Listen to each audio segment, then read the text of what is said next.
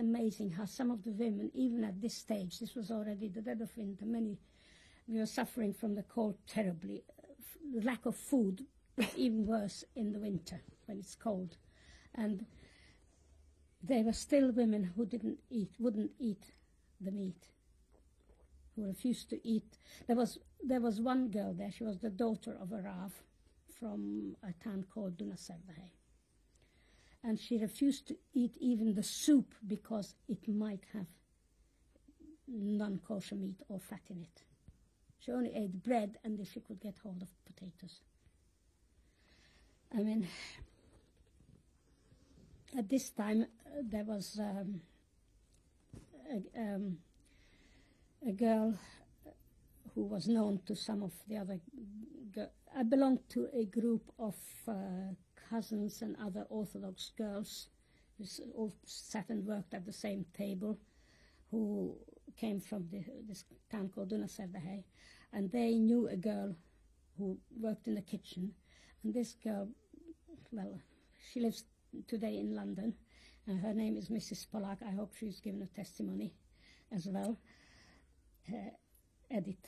Well, her name was Edith Polak then, and she's called Edith Berkovich now. And she used to steal whole sacks of potatoes from the kitchen and gave it to the girls who came, before dawn to the kitchen window. And then the girls, I don't know how they managed to get hold of either we ate it raw, as it was, or sometimes they managed to cook some of it.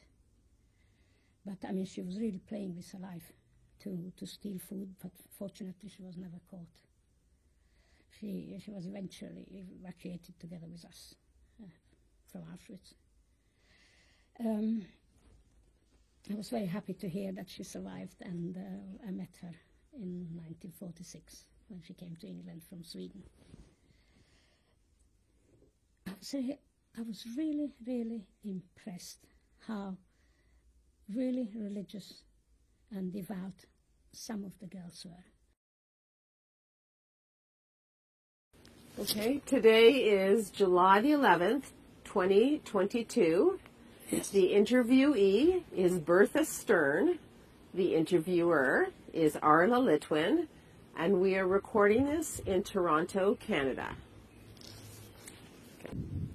To work in the factories. What clothing were you given? What did you wear? What was your clothing like? Oh, they gave us just like a shirt, striped shirt. And what about for your feet? For the feet? Did you have proper shoes? We just had some slippers. Could hardly walk in them. And what about food? What food were you given? Food was very little. You know, I was always kosher from home. And they gave a soup and a piece of pork in it, you know. I couldn't eat it. I was hungry, but oh yeah, and one slice of bread.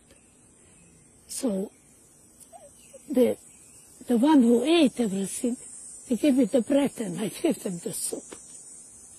I just had a piece of bread.